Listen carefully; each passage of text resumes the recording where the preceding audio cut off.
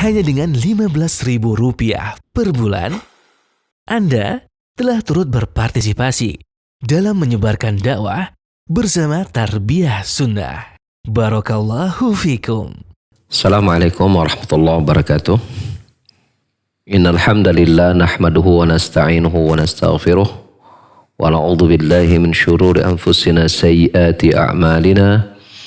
Man yahdihillahu fala mudilla lahu wa may yudlil fala hadiyalah. Asyhadu an la ilaha illallah la syarika lah wa asyhadu anna Muhammadan abduhu wa rasuluhu la nabiyya ba'dah. Qala Allah Ta'ala fi kitabil karim a'udzu samii'il alim minasyaitonir rajim. Ya ayyuhalladzina amanu taqullaha haqqa tuqatih wa la tamutunna illa wa antum muslimun. Ya ayyuhan nasu taqu rabbakum alladzi khalaqakum min nafsin wahidah wa khalaqa minha zawjaha wa bassa minhuma rijalan katsiran wa nisaa'a wattaqullaha alladzi tasaaluna bihi wal arham innallaha kana 'alaikum raqiba. Ya ayyuhalladzina amanu taqullaha wa qulu qawlan sadida yuslih lakum a'malakum wa yaghfir lakum dhunubakum wa may yuti'illaha wa rasulahu faqad faza fawzan 'azima. Amma ba'd. Fa inna khairal kalami kalamullah wa khairal huda huda Muhammad sallallahu alaihi wasallam wa syarrul umuri muhdatsatuha wa kullu muhdatsatin bid'ah wa kullu bid'atin dhalalah wa kullu dhalalatin finnar. Bapak-bapak dan ibu-ibu, para ikhwan maupun akhwat, para pendengar dan pemirsa sekalian yang bergabung bersama Tarbiyah Sunnah Media, baik melalui 1476 AM-nya ataupun melalui channel-channel Tarbiyah Sunnah Media yang berada di YouTube, Facebook, Instagram, dan yang lainnya. Pada kesempatan sore hari ini kita kembali melanjutkan kajian kita tentang tafsir Al-Baqarah yang sudah memasuki ayat yang ke-37, di mana Allah Subhanahu wa taala berfirman, "Fartalaqqa Adamu min rabbi kalimatin fataba alaihi innahu wat-tawwabur rahim." Maka Nabi Adam menerima beberapa kalimat dari Rabb-Nya. Fataba alaihi, lalu dia yaitu Allah menerima taubatnya. Maksudnya taubatnya Nabi Adam. Innahu huwa tawwabur rahim. Sesungguhnya dia yaitu Allah Maha penerima taubat dan Maha penyayang.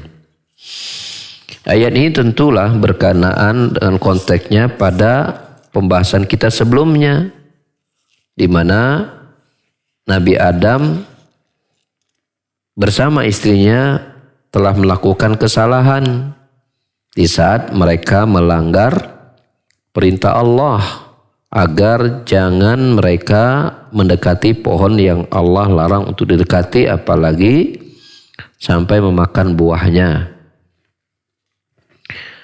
Ya, namun setan berhasil menggelincirkan mereka berdua dan mengeluarkan mereka kedua dari surga lalu menempati bumi. Lalu kemudian tentu Allah Subhanahu wa taala mengajarkan beberapa kalimat. Apa kalimat yang dimaksud? Ini terdapat di dalam surat yang lain, yaitu adalah surat Al-A'raf ayat 23. Kalimat yang Allah ajarkan kepada Nabi Adam dan Adam menerimanya, yaitu berupa doa. Doa pengakuan dosa. Doanya berbunyi, Rabbana zalamna anfusana wa ilam taghfir lana wa tarhamna lanakunanna minal khasirin.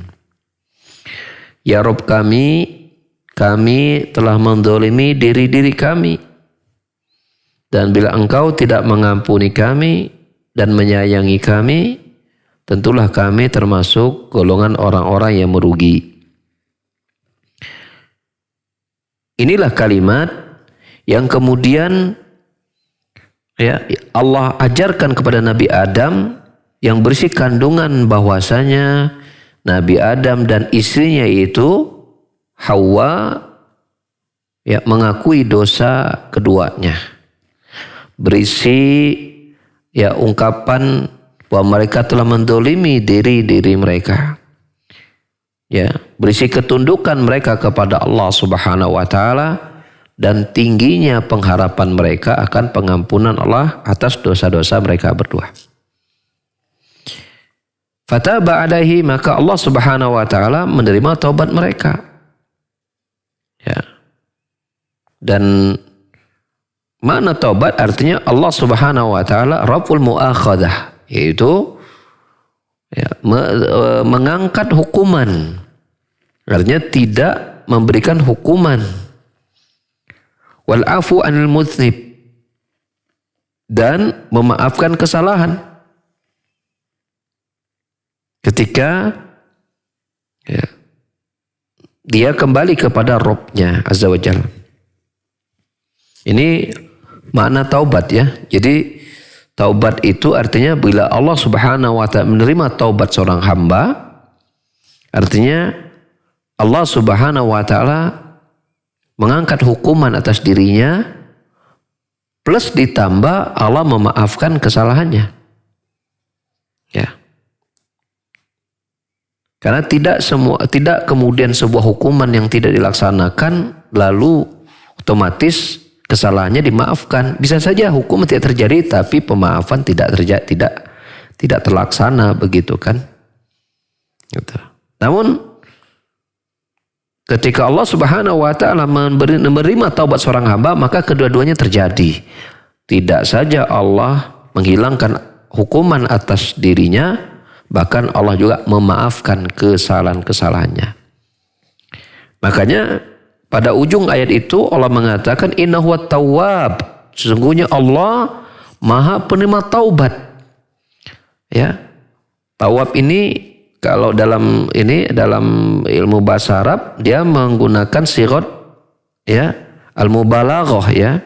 Artinya sesuatu yang terjadi berulang-berulang dan jumlahnya banyak. Artinya ketika Allah menerima taubat menunjukkan dosa-dosa yang berulang-ulang berkali-kali dan dilakukan oleh jumlah yang sangat banyak dari kalangan hambanya, ketika mereka datang kepada Allah bertaubat atas dosa-dosa mereka, maka Allah pun tidak berhenti dan tidak putus-putusnya menerima ya taubat-taubat mereka. Inilah mana at-tawwab.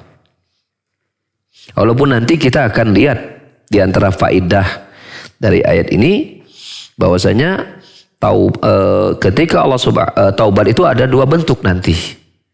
Ya, jadi dalam prosesi Allah menerima taubat itu nanti ada dua bentuk taubat yang merupakan satu rangkaian dari taubat itu sendiri.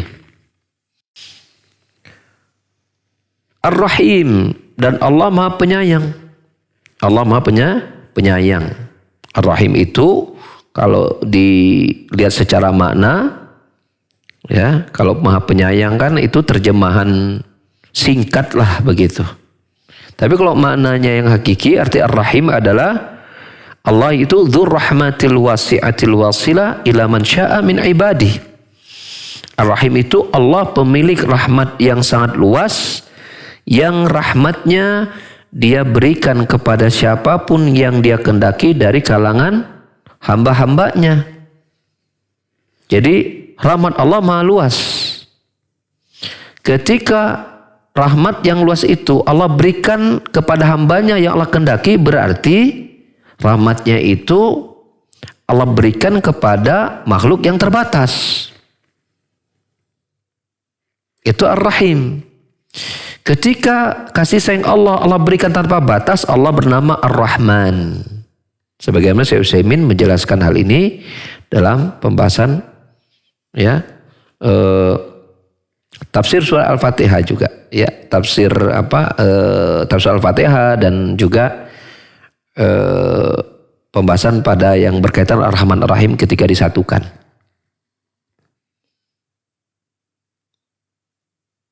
Nah, di antara bentuk kasih sayang Allah yang khusus adalah Allah menerima taubat orang-orang yang bertaubat. Ya, mengapa? Karena tidak semua manusia itu Allah jadikan mereka mau bertobat atas dosa-dosa mereka.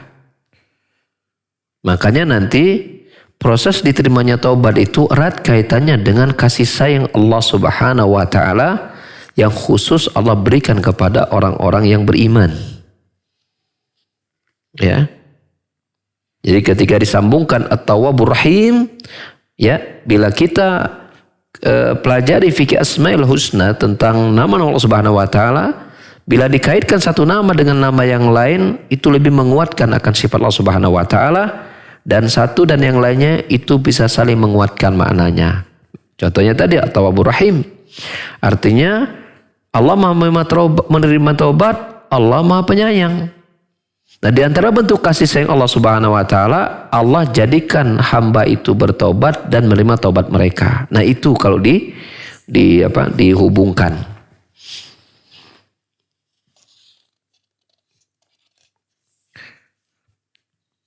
Dari sini kita mengambil beberapa faidah. Syekh Utsaimin berkata, faidah yang pertama dari ayat ini adalah, ya, maksudnya surah Al-Baqarah 37 itu, yaitu menunjukkan minnatullah subhanahu wa ta'ala ala abina Adam hina wafaqa li kalimat lati kanat biha at-taubah. Menunjukkan akan apa? Besarnya karunia Allah Subhanahu wa taala kepada bapak kita, yaitu Nabi Adam.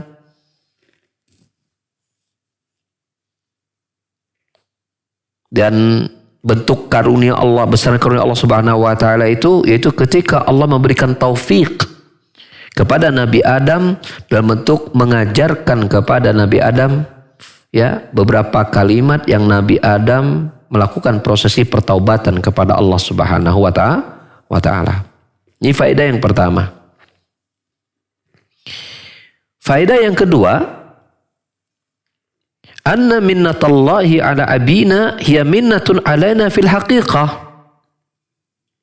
Sesungguhnya karunia Allah yang Allah berikan kepada bapak kita Nabi Adam, ya, maka hakikatnya itu juga merupakan karunia kepada kita. Karena setiap manusia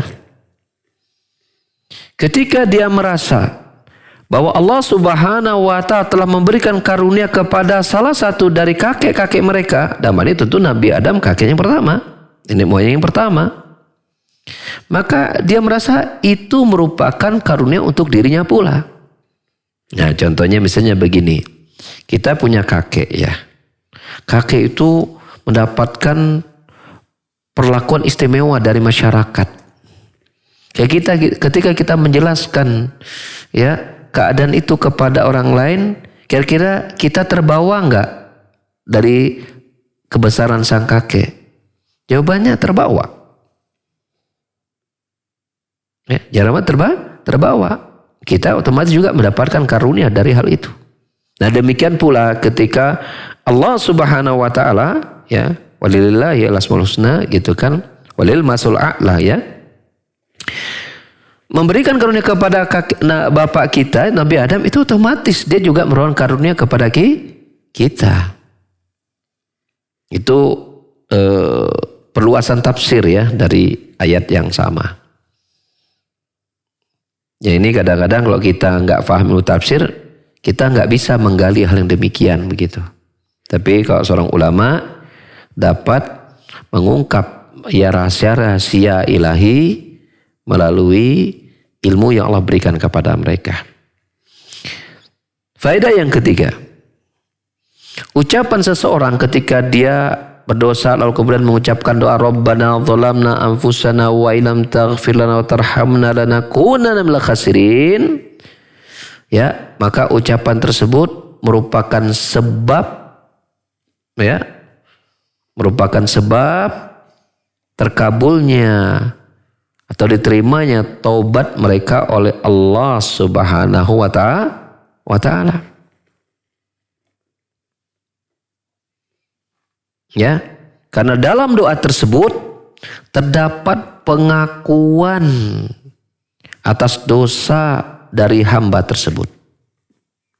Bahkan kata Syekh Utsaimin, ya, bahwa dalam doa itu ada 4 perkara, ya, ada 4 perkara yang menghantarkan diterimanya taubat seorang hamba dari Allah Subhanahu wa taala. Apa 4 perkara tersebut? Yang pertama, ya, al-awwalu at-tawassul birrububiyah. Ya, yang pertama adalah apa? Yaitu perantara berupa, ya, rububiyahnya Allah Subhanahu wa taala. Dengan lafaz Rabbana.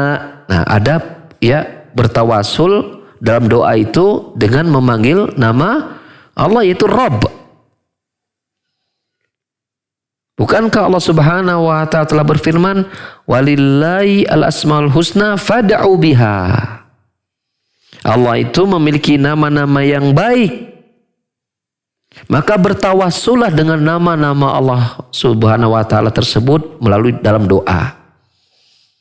Nah, pada doa Rabbana dzalamna, jelas di situ ada nama Allah yang seseorang itu bertawassul dengan nama Allah tersebut dalam doanya, yaitu pada lafaz Rabbana, ya Rabb kami. Maka seorang hamba ketika dia mengucapkan doa ini, dia bertawassul dengan nama Allah Rabbana. Tawasul yang kedua, yaitu ada pada ucapan dzalamna anfusana. Kami telah, ya, mendolimi diri-diri kami. Yaitu apa? Dia bertawasul mengadukan kepada Allah akan keadaan dirinya yang telah berbuat zalim. Keadaan diri yang telah berbuat zalim. Yang ketiga, tafwidul amri ilallah. Dia menyerahkan urusannya hanya kepada Allah ketika dia mengatakan, wa illam taghfir lana, jika engkau tidak mengampuni kami ya Allah. Artinya apa?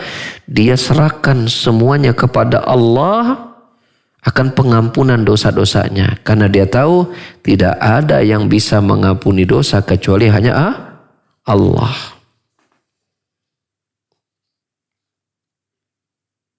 Yang keempat,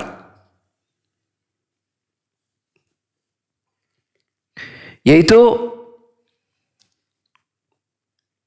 dia menjelaskan keadaan dirinya, bagaimana jadinya bila ampun dan rahmat Allah itu tidak Allah turunkan kepada dirinya. Dengan ucapan lanakuna minal khasirin, maka tentu kami ya Allah akan termasuk golongan orang-orang yang merugi. Ya. Nah, ini 4 perkara yang ada dalam doa ini.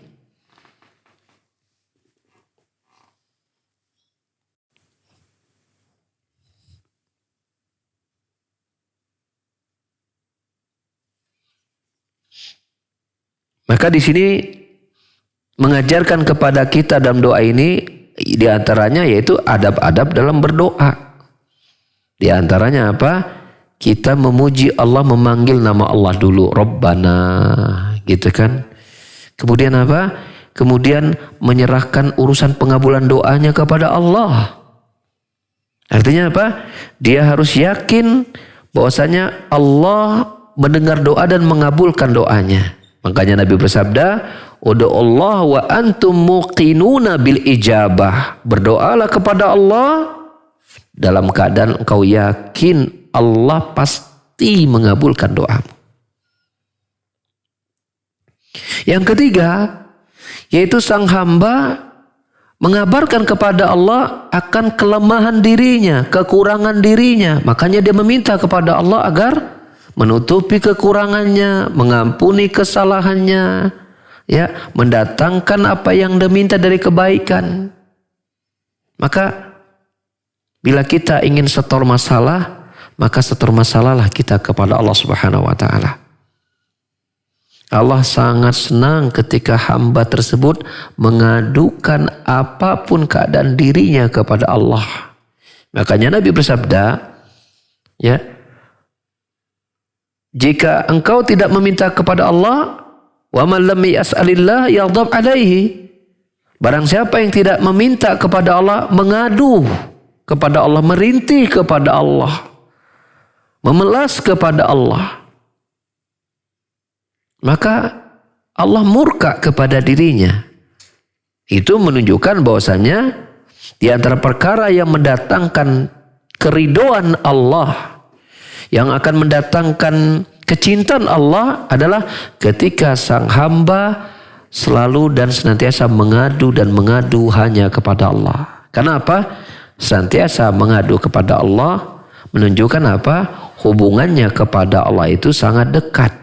Dan tidak mungkin seorang itu banyak mengadu kepada Allah kecuali karena dia yakin Allah mendengar dan akan mengabulkan doanya. Maka doa itu merupakan manifestasi perwujudan bentuk tawakal seseorang itu kepada Allah Subhanahu wa taala. Dan itu manzilah, ya, atau posisi atau level yang tertinggi dari seorang hamba. Ketika dia menyempurnakan tawakalnya kepada Allah, yang diantara ya keutamaan tawakal adalah apa? Allah akan memasukkan dia ke dalam surga tanpa hisab dan tanpa adab. Ketika dia tidak bergantung kecuali hanya kepada Allah. Ya. Ketika hal ini kita lihat pada sebuah riwayat yang sahih, ketika malaikat Jibril menggambarkan kepada Nabi kita Muhammad SAW pada peristiwa Isra Mi'raj, ada 70.000 golongan dari umat beliau, umat Muhammad SAW, Nabi kita Muhammad SAW, yang mereka akan masuk surga tanpa hisab dan tanpa adab. Dan ternyata kriteria mereka itu ada 4 yang semuanya kembali kepada tawakal. Ya, mereka itu adalah apa? La yastarqun, wa la yaktawun, wa la yatatayyarun, wa ala rabbihim yatawakkalun. Ya, mereka itu tidak minta diruqyah, tidak berobat dengan cara tidak bertatayur, yaitu menyandarkan sial, untung dan rugi, ya, kepada benda-benda. Dan kepada Rabb mereka bertawakal. Tidak minta diruqyah disebabkan tawakalnya kepada Allah akan kesembuhannya. Tidak berobat dengan cara yaitu menggunakan besi, ya, besi panas gitu. Itu tuh orang yang ahli, itu ahli gitu ya. Karena tawakalnya kepada Allah dalam kesembuhannya, dan tidak menyandarkan sial dan untung dan rugi, sial dan tidak sial gitu kan.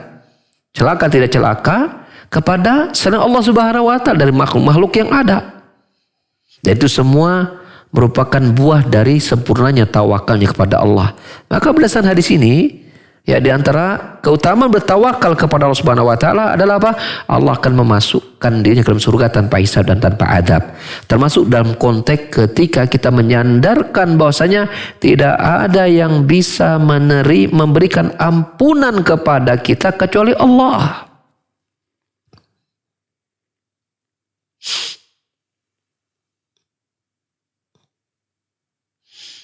Kalau memaafkan kesalahan bisa nggak dilakukan oleh manusia yang lain selain kita?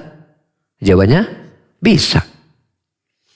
Kedua orang tua memaafkan kesalahan anaknya, bisa tidak? Bisa. Seorang teman memaafkan temannya, bisa tidak? Bisa. Memberikan pemaafan bisa dilakukan oleh makhluk kepada makhluk yang lain. Tapi memberikan ampunan tidak bisa diberikan kecuali hanya oleh siapa? Oleh Allah. Kalau seseorang tahu bahwa ampunan dosanya hanya Allah yang bisa memberikannya, maka sebuah kedunguan bila dia meminta ampunnya kepada selain Allah, ya, merupakan bentuk iman yang benar ketika dia menggantungkan tawakal kepada Allah akan ampunan dosa-dosanya. Dan ini yang dilakukan oleh Nabi Adam yang Allah ajarkan dalam kalimat doa tadi, Rabbana zalamna anfusana wa illam taghfir lana lanakunanna minal khasirin. Jika engkau tidak mengampuni kami ya Allah, kami akan termasuk orang yang merugi. Dia sandarkan ampunan seluruhnya itu hanya kepada Allah. Faedah berikutnya, ini kembali diulang oleh penulis, ya, sebagaimana pada faedah-faedah sebelumnya, yaitu bahwasanya Allah Subhanahu wa taala itu berbicara dengan suara yang dapat didengar. Buktinya apa? Ketika Allah mengajarkan kalimat-kalimat merupakan doa-doa tadi, Nabi Adam menerimanya. Menunjukkan Nabi Adam apa? Mendengar kalimat tersebut yang disampaikan oleh Allah dengan suara yang didengar. Dengan suara yang dapat didengar. Dan inilah akidah yang dimana Ahlussunnah wal Jamaah berpijak di atasnya. Ya, bahwasanya Allah, annallaha yatakallamu bikalamin bisautin masmu'in wa hurufin murattabatin. Bahwasanya Allah berbicara dengan ucapan yang mengandung suara yang bisa didengar berupa susunan huruf ya yang bisa difahami. Faedah berikutnya. Minnatullahi azza wa jalla ala Adam bikabuli taubah. Ya. Karunia Allah berisi kandungan atau menunjukkan akan besarnya karunia Allah Azza wa Jalla kepada Nabi Adam di saat ya Allah menerima taubatnya bapak kita itu Nabi Adam. Ini karunia Allah Subhanahu wa taala. Dan karunia Allah Subhanahu wa taala berupa pengabulan taubat ini ada dua bentuk. Ini menunjukkan kepada kita ya taubat itu terbagi menjadi dua sisi.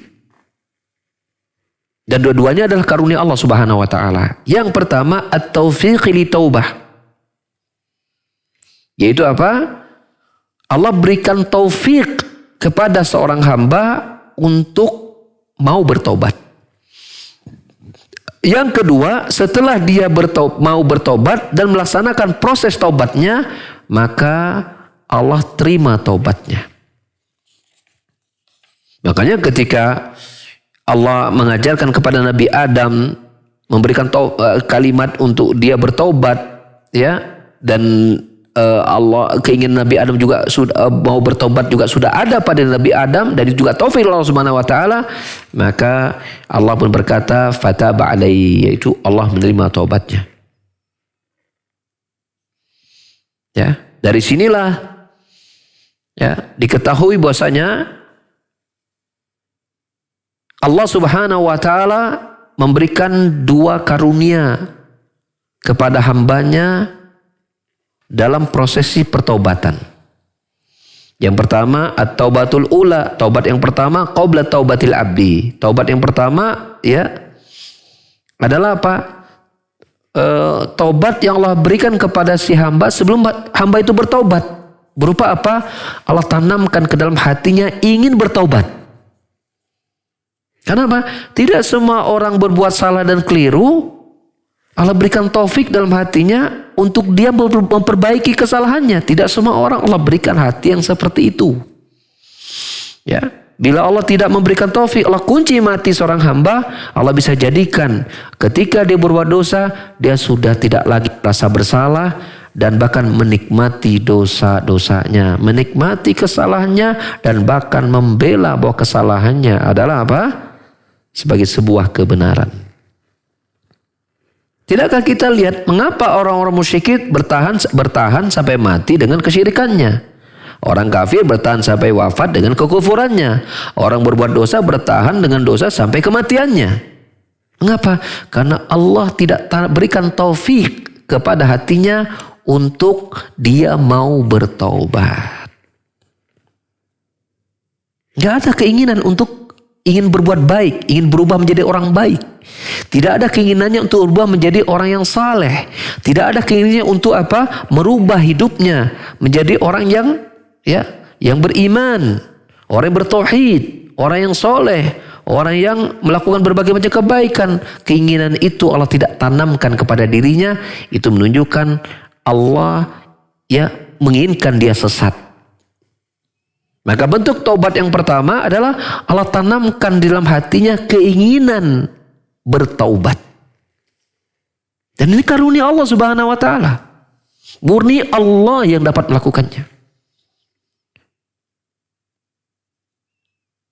Jadi taubat yang kedua yaitu ba'da taubah. Ba'da at-taubah itu setelah taubatnya itu dia lakukan, yaitu apa? Allah terima taubatnya. Jadi setelah dia punya keinginan bertobat, kemudian dia betul-betul menjalani prosesi tobatnya, maka karunia Allah yang kedua, Allah pun terima taubatnya.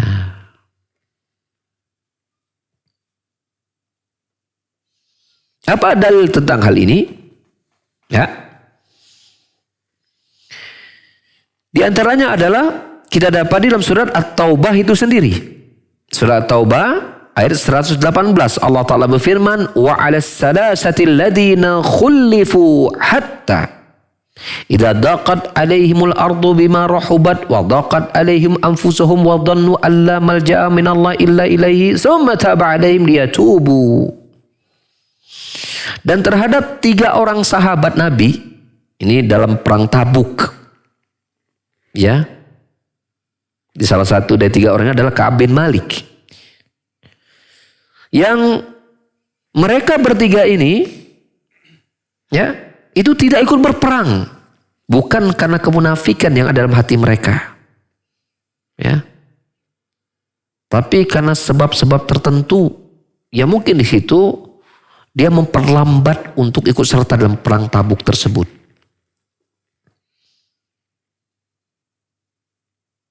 Dan ketika Rasulullah dan para sahabat, ya, pulang dari perang tersebut, yang mereka bertiga ini ingin menyusul sampai akhirnya belum berangkat juga, dan sampai para sahabat pulang, mereka tetap belum menyusul juga, dan akhirnya ya Rasulullah dan para sahabat sudah keburu pulang. Maka berdatanglah orang-orang munafik menyampaikan udzur, menjelaskan alasan mereka tidak bisa ikut ini dan itu. Tapi 3 orang sahabat ini tidak mau melakukan, meminta udzur dan beralasan. Mereka mengakui, ya, kesalahannya secara jujur, tidak berdusta, agar dia selamat dari, ya, celaan Rasul dan para sahabat. Mereka jujur dengan iman mereka. Maka mereka sampaikan apa adanya yang menjadi kesalahan mereka. Akhirnya apa? Allah turunkan, ya, firman kepada Rasulullah SAW untuk apa? Untuk seluruh Rasul dan orang mukmin tidak boleh mengajak mereka ini berbicara dan tidak boleh mengucapkan salam atau menjawab salam kepada mereka bertiga. Setelah 40 hari, maka Allah turunkan lagi firman-Nya agar ketiga orang ini dijauhkan mereka dari istrinya. Maka dijauhkan. Ya termasuk Ka'ab bin Malik, kecuali 2 orang sahabat yang lain, ya, karena mungkin sudah sangat tua sehingga tidak ada yang merawat kalau jauh dari suaminya. Kalau suaminya itu jauh dari istrinya. Adapun Ka'ab bin Malik, dia kuat dan istrinya akhirnya dipulangkan dulu ke keluarganya atau ke orang tuanya begitu. Apa yang terasa? Keluar tidak ada yang nyapa, tidak ada yang memberikan senyum. Kalau ucapan salam tidak dijawab, kalau ngajak obrol tidak diajak, diterima obrolannya. Pokoknya namanya diboikot begitu secara total. Hatta idza daqat alaihim ardu, maka saat itu mereka merasakan bumi itu sempit. Ya. Padahal bumi itu tadinya luas. Wa daqat alaihim anfusahum, dan mereka merasakan dada-dada mereka, ya, juga sempit. Tapi mereka berkeyakinan bahwa tidak ada tempat berlindung kecuali hanya kepada Allah Subhanahu wa taala. Summa taba alaihim, lalu Allah Subhanahu wa taala memberikan taufik kepada mereka untuk mereka mau bertobat atas dosa-dosa mereka, ya, dan mereka melakukan pertobatan kepada Allah Subhanahu wa taala, dan Allah terima taubatnya. Maka genap 50 hari, 3 sahabat ini Allah turunkan ayat dalam surat At-Taubah secara khusus menunjukkan pengampunan Allah kepada mereka. Namanya surat At-Taubah. Itu 3 sahabat yang menjadi apa? Menjadi kalau kita menyebutnya pelaku, ya, yang Allah abadikan dalam surat khusus nama surat At-Taubah. Ada pada perang Tabuk gitu. Maka Allah berikan taufik kepada 3 sahabat ini untuk mereka mau bertobat. Ya. Lalu Allah menerima taubat. Allah sebutkan surah Asy-Syura 25, wa huwa alladzi yaqbalu taubatan ibadi wa ya'fu anis sayyi'at. Dialah Allah yang menerima taubat dari hamba-hambanya dan mengampuni berbagai macam kesalahan. Nah, ini Allah menyebutkan bagaimana ketika Allah Subhanahu wa taala punya sifat At-Tawwab, Maha penerima taubat, maka dua bentuk taubat yang Allah lakukan. Yang pertama, Allah berikan dulu taufik sehingga hamba itu menyadari kesalahannya dan dia mau bertaubat. Dan ketika taubat usahanya terrealisasi berwujud amalan taubat, maka taubat yang kedua Allah datangkan itu apa? Allah terima taubatnya. Inilah hakikatnya makna Allah memiliki nama yaitu At-Tawwab, Maha penerima taubat. Ya ikhwas sekalian, ketika kita ingin agar dosa-dosa kita diampuni oleh Allah Subhanahu wa taala, yang pertama yang harus kita minta kepada Allah, ya Allah berikanlah taufik kepada kami sehingga kami bisa bertobat kepadamu. Doa kita yang kedua, bila kami telah melakukan amalan pertobatan, maka terimalah amalan kami tersebut ya Allah. Ya, terimalah pertobatan kami ya Allah. Ya, dan menerima dan tidaknya kita kembalikan semua kepada Allah Subhanahu wa taala, dan kita tahu tidak ada bisa menerima dan mengampuni dosa kita kecuali hanya Allah Jalla wa ala. Faedah yang berikutnya adalah bahwasanya seseorang itu jika dia jujur dalam menyerahkan urusannya semuanya hanya kepada Allah, bahwa dia ingin kembali kepada mentaati Allah Subhanahu wa taala, ya, maka pasti Allah Subhanahu wa taala akan menerima taubatnya. Ya, pasti Allah akan menerima taubatnya. Dan tentang hal itu banyak bukti menunjukkan akan kedermawanan dan kemuliaan Allah Subhanahu wa taala kepada hamba-hambanya. Man taqarraba ilaihi dzira'an taqarraballahu ilaihi ba'an. Allah akan berkata, bila tidaklah seorang hambaku itu mendekatkan diri kepadaku dengan satu hasta kecuali aku akan mendekatinya satu depak. Barang siapa yang datang kepada Allah dalam keadaan berjalan, Allah akan mendekati dalam keadaan berlari. Maka kedermawanan Allah Subhanahu wa taala itu sangat luas daripada kedermawanan seorang hamba kepada hamba yang lain. Bila seorang hamba itu menyerahkan urusannya kepada Allah dan dia kembali mentaati Allah Subhanahu wa taala, mendekat kepada Allah Subhanahu wa taala, maka Allah akan lebih mendekat dan melekat lagi kepada dirinya. Ya, akan senantiasa mendengar apa yang Nabi minta, mengabulkan apa yang dia inginkan, menolong dia dari apa yang ingin dia hilangkan kesulitan dari dirinya. Dan paling sulit Allah akan mudahkan urusannya, dan paling susah Allah akan lapangkan kesusahannya. Dan dari berbagai macam hal yang dia ingin itu tidak terjadi pada dirinya, pada hal yang dia rasa itu perkara yang tidak disukai.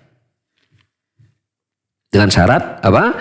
Yaitu dia serahkan urusannya kepada Allah. Syarat yang kedua apa? Dia mentaati Allah Subhanahu wa taala. Jangan sampai seseorang itu harapan kepada Allah banyak, tapi tidak diiringi dengan usaha mendekati Allah Subhanahu wa taala. Kan banyak ya orang pengen kaya tapi nggak pernah minta kayanya kepada Allah. Menggantung minta kayanya kepada makhluk, kan salah. Makhluk itu kan nggak kaya-kaya, miskin. Allah menyebutkan bahwasanya apa? Makhluk itu miskin. Allah yang maha kaya. Nah itu aja udah salah gitu. Dia ingin kaya tapi nggak mintanya kepada yang maha kaya. Dia ingin diberi tapi tidak melakukan syarat agar pemberiannya terjadi. Itu apa? Ketaatannya kepada Allah. Contohnya kalau kayak kita beginilah, pengen masuk surga tapi dosa jalan terus gitu. Ini kan dua hal yang nggak nyambung. Dua hal yang nggak nyambung. Sudah tahu syarat masuk surga itu amal soleh, tapi dia tetap berbuat salah. Barijang berharap Allah masukkan dia ke surga gitu. Ini kan aneh gitu. Aneh. Kalau orang itu jujur untuk surga, mestinya amalan-amalan dia mendekatkannya kepada surga. Bagaimana kok bisa dia ingin surga tapi amalannya mendekatkannya ke neraka gitu? Nah ini kan dua hal yang kontradiktif gitu kan. Gak logis gitu. Orang pengen lulus ujian tapi gak belajar. Itu kan dua hal yang kontradiktif gitu. dan tidak tahu apa yang akan dijawab pada ujiannya nanti. Itu kan dua hal yang kontradiktif. Ya. Sebab akibat itu ada dalam syariat gitu kan. Maka oleh karenanya di antara bentuk, di antara tanda hati yang buta adalah apa? Orang yang mengaku dia pengen masuk surga tapi tidak mau beramal. Orang yang menginginkan Allah mengampuni dosanya tapi usaha bertobatnya tidak dia lakukan gitu. Ya. Faedah berikutnya adalah ayat itu menetapkan dua nama Allah yang mulia, yaitu At-Tawwab dan yang kedua adalah Ar-Rahim. Dan kita sudah bahas tadi kandungan maknanya ya, sebagai sebuah sifat dan perbuatan Allah Subhanahu wa taala. Faedah yang terakhir adalah pengkhususan ya, diterimanya taubat dan kasih sayang Allah hanya untuk Allah pengkhususannya.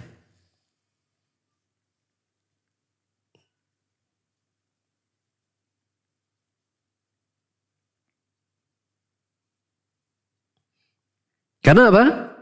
Tadi, seseorang memaafkan kesalahan itu bisa diberikan kepada satu manusia dengan manusia yang lain. Tapi mengampuni dosa hanya Allah yang bisa melakukannya. Wa may yaghfiru dzunuba illallah, kata Allah surah Ali Imran ayat 135, tidak ada yang dapat mengampuni dosa kecuali hanya Allah. Memaafkan kesalahan bisa dilakukan oleh manusia pada manusia yang lain, tapi mengampuni dosa tidak bisa kecuali hanya Allah yang memberinya, melakukannya. Ini menunjukkan bahwasanya ya, diterimanya taubat itu murni miliknya Allah Subhanahu wa taala. Dan ketika Allah ya menerima taubat seorang hamba, memberikan taufik kepada Allah Subhanahu wa taala, itu kasih sayang Allah yang bersifat khusus. Dan hanya Allah yang bisa memberikan kasih sayang seperti itu, tidak ada yang lain selain Allah Subhanahu wa taala. Jadi ada kasih sayang Allah yang juga manusia bisa melakukannya. Ada kasih sayang yang manusia juga bisa melakukannya. Tidak khusus untuk Allah Subhanahu wa taala. Seperti apa? Ya, seseorang menyayangi anaknya, menyayangi tumbuh-tumbuhan, menyayangi hewan, itu bisa. Tapi kasih sayang yang berupa ya, tadi contohnya berupa ketika Allah menyayangi seorang hamba, Allah jadikan hamba itu mau bertobat, kasih sayang itu hanya khusus Allah yang memilikinya, tidak yang lain. Tidak yang lain.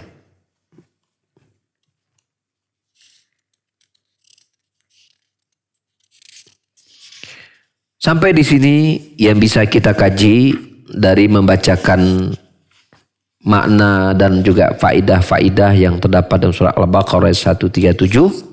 Ya. Kalau ada pertanyaan silakan. Ya. 5 sampai 10 menit ya, kita boleh buka sesi tanya jawab. Ustaz, atas pemaparan materi di sore hari ini, kami mengundang kepada para pendengar dan pemirsa yang akan bertanya langsung kepada Ustadz, silakan bisa melalui line telepon di nomor 022 86862637, sekali lagi di nomor 022 86862637, atau melalui pesan singkat ke nomor 0811 2271476, sekali lagi di nomor 0811 2271476. Baik Ustadz, tadi kan dikatakan bahwa banyaknya atau kita harus bertobat dengan mentaati Allah gitu ya. Ada kalanya Ustaz yang kita lakukan itu adalah ketika kita berbuat dosa, kita bertobat dan bertekad untuk tidak mengulanginya lagi. Tapi di beberapa waktu ke depan kembali ke dosa yang sama Ustaz. Iya. Untuk menghindari atau bagaimana caranya atau tips-tips apa yang bisa supaya tidak terjadi seperti itu Ustaz? Silakan. Baik, jazakallahu khair. Ya, banyak kasus-kasus seperti ini terjadi ya. Dan juga banyak ditanyakan, makanya para ulama membahasnya. Misalnya seseorang berbuat dosa, dia bertaubat. Ya, Kemudian di waktu berikutnya dia berbuat dosa lagi. Nah kalau kita mengatakan ya mah tobat sambal gitu ya, tobat sambal. Kayaknya tobatnya kemarin mah hanya main-main gitu kan. Seolah dia memperolok Allah Subhanahu wa taala. Padahal tidak seperti itu.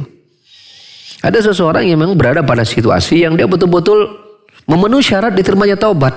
Di antaranya apa? Dia mengakui dosanya. Dia menyesalinya. Ya kan? Dia berhenti melakukan dosa tersebut. Dan dia bertekad tidak akan mengulanginya lagi. Dan itu terwujud pada dirinya. Syarat taubat sudah terjadi belum? Syaratnya terpenuhi. Allah menerima taubatnya tidak? Allah menerima taubatnya. Maka dalam situasi seperti itu, maka dosa-dosanya itu hilang. Karena ketika Allah mengampuni dosa, berarti apa? Dosanya hilang. Lalu mungkin di sekian waktu berjalan, imannya mungkin menurun. Banyak godaan-godaan, banyak ujian-ujian gitu kan. Akhirnya dia mengulangi dosa yang sama.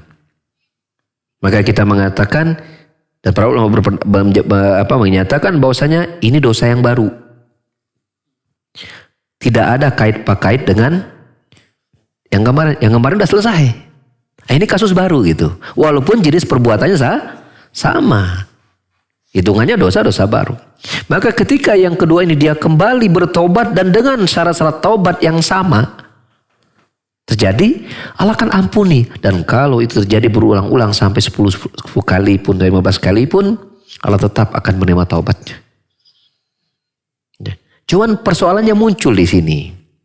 Andai seseorang itu dia mengulangi dosa yang sama, apakah dia menjamin dia nanti bisa bertobat kembali? Bahwa ketika dia berbuat dosa, Allah mencabut nyawanya. Berarti mati dalam keadaan berbuat dosa dan sempat bertaubat. Dan itu kan salah satu ciri sul khotimah, wafat dalam keadaan berbuat dosa. Nah ini yang ditakutkan ya menimpa kepada orang seperti itu. Lalu apa yang harus dilakukan agar itu tidak terjadi? Ya, jawabannya yang pertama adalah kembali kita harus bertawakal kepada Allah, ya, meminta kepada Allah agar memberikan kita istiqomah. Bukankah Rasulullah SAW, ya kata Ummu Salamah, berdoa ketika ditanya apa doa yang paling banyak dibaca oleh Rasulullah SAW? Perlu beliau adalah seorang Rasul, jawabannya doa apa? Allahumma ya muqallibal qulub sabir qalbi ala dinik wa ya musarrifal qalbi ala taatik. Wahai pembolak-balik hati, balikan hati ini di atas agamamu. Wahai pembolak-balik hati, tetapkan hati kami di atas ketaatan kepadamu. Itu Rasul. Rasul saja minta kepada Allah agar hati tidak dibolak-balikkan, agar tetap istiqomah di atas agama Allah Subhanahu wa taala. Komo dari orang. Apalagi kita yang bukan Rasul, yang iman kita itu sudah ya, pasti sangat jauh dari keimanan Rasulullah SAW. Maka kita lebih sangat butuh doa itu. Untuk terus kita baca, ya Allah, pembolak-balik hati, tetapkan hati ini agar senantiasa taat kepadamu, ya Allah, di atas agama yang kau cinta, ya Allah. Itu pertama doa. Yang kedua adalah apa? Ya, di antaranya kita menjauhi sarana-sarana atau pintu-pintu yang akan mendekatkan kita kepada pengulangan dosa tersebut. Yang ketiga, ya, banyak ingat mati tadi. Ya, kita ingat bagaimana jadinya kalau Allah cabut nyawa kita dalam keadaan kita berbuat maksiat. Ya. Kemudian yang keempat, jangan biarkan ada waktu kosong yang kita tidak memiliki aktivitas. Biasanya ketika seorang itu berleha-leha, santai, nggak ada aktivitas, nggak menyibukkan ketaatan, saat itulah setan akan datang untuk mengingatkan kembali dia ada perbuatan dosanya di masa lalu. Makanya ada ungkapan para ulama, ya, dan ucapan mereka begini bunyinya, nafsak, nafsak, nafsak, illam tusghilha ta'atun syaghalatha maksiyatun. Jiwamu, jiwamu, jiwamu, perhatikan. Jika tidak engkau sibukkan jiwamu itu dengan ketaatan, maka maksiatlah yang akan menyibukkannya. Itu jiwa kita kayak seperti itu. Maka ketatlah kita mengendalikan jiwa kita. Ketika dia punya keinginan untuk bermaksiat, berarti karena kita santai, maka sibukkan kita dengan ketaatan-ketaatan. Ganti, ya. Artinya jangan biarkan ada waktu kosong tanpa ada ketaatan di situ. Nah tentu ini ya usaha kita sebagai manusia, kita memang harus melawan keinginan-keinginan nafsu kita. Ah, itulah bentuk ujiannya di situ. Ujiannya di situ. Dan tidak ada yang bisa selamat kecuali mereka yang dirahmati oleh Allah Subhanahu wa taala, dan hanya kepada Allah kita bertawakal, bergantung akan keselamatan dunia dan akhirat kita, ya. Dan semoga Allah menjaga kita dan memberikan kepada kita kebaikan dunia dan akhirat kita. Ya amin Allahumma amin. Subhanakallah bihamdika asyhadu an la ilaha illa anta astaghfiruka wa atubu ilaik. Wa akhiru da'wana alhamdulillahi rabbil alamin. Assalamualaikum warahmatullahi wabarakatuh.